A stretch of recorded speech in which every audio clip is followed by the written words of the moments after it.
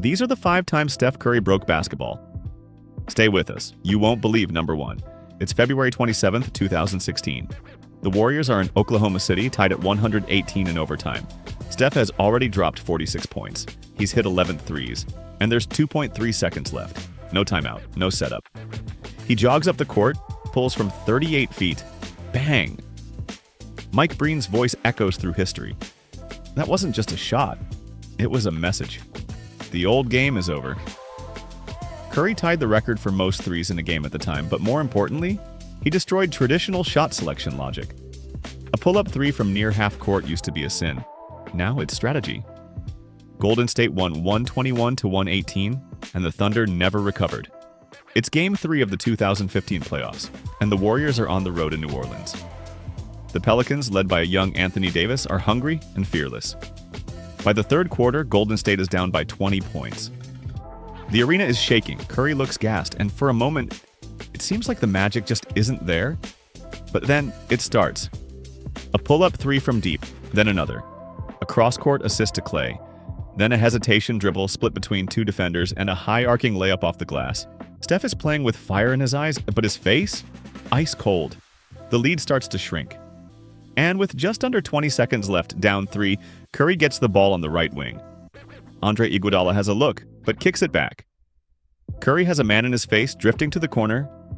He lets it fly. Bang! Tie game. Oracle Arena is thousands of miles away, but it feels like that corner 3 shook the entire NBA. The Pelicans were stunned. Their fans fell silent. The energy was gone. Golden State rode that momentum into overtime, where Curry finished with 40 points, 9 assists, and 5 rebounds, and the Warriors snatched the game 123-119. It wasn't just a comeback, it was a shift in narrative.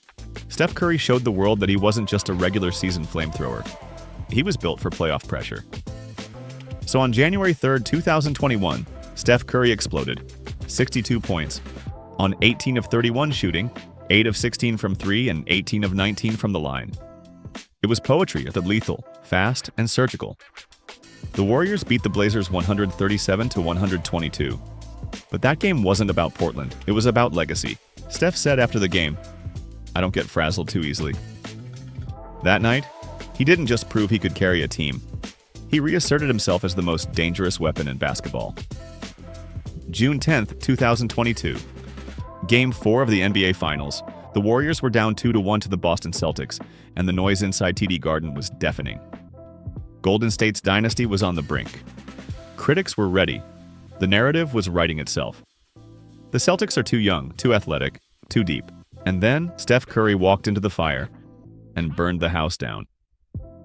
From the opening tip, you could see it. He wasn't smiling. He wasn't dancing. There was no shimmy. This was locked-in Steph. The version that speaks softly but carries a flamethrower. He finished the game with 43 points, 10 rebounds, and 4 assists.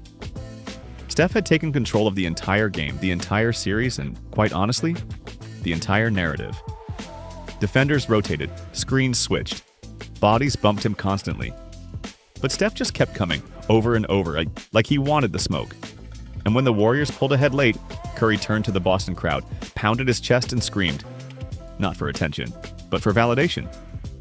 Golden State won 107-97, but more importantly, they broke Boston's will. The Warriors didn't lose another game in the series. They won the title. And for the first time in his career, Curry was Finals MVP. That night didn't just save the season, it cemented a legacy. Because when the world doubted him, when his back was against the wall, and when the lights were brightest, Curry didn't blink. He torched the Celtics, silenced the haters, and proved once and for all that he wasn't just the game's greatest shooter, he was its deadliest closer. By 2025, Steph Curry had already done it all. 4 NBA championships, 2 MVP, the all-time three-point record.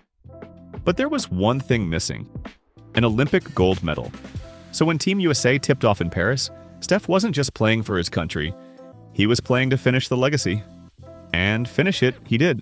Curry averaged 17.8 points, 6.1 assists, and 3.2 threes per game, leading a stacked roster of all-stars. But it wasn't just the numbers. It was when he delivered. Against Luka and Slovenia in the semifinals, Curry dropped 29 points, including 5 threes in the second half to pull away. And in the gold medal game against France, with a hostile European crowd, a slow start, and pressure building, Steph went full nuclear. He scored 22 points, dished out 8 assists, and orchestrated a comeback from 12 down to seal the win. But the moment everyone remembers? 3 seconds left, Team USA up 6. Shot clock off. He dribbles near half court, and just for fun, lets it fly. Bang. The bench explodes, the crowd is stunned. And Curry? He walks away smiling, mouth guard out, soaking in the moment. After the game, he said, "This one means everything. I've always wanted this." He didn't just win gold, he completed basketball. For the game's greatest shooter, it was the final masterpiece in a Hall of Fame career. These weren't just games. They were statements that the rules are different now, that spacing is different, those expectations are different. Because one man, 6'2", skinny, overlooked, turned basketball into something else. He didn't just shoot, he rewrote gravity. This was 5 times Steph Curry broke basketball. And honestly, we're still picking up the pieces.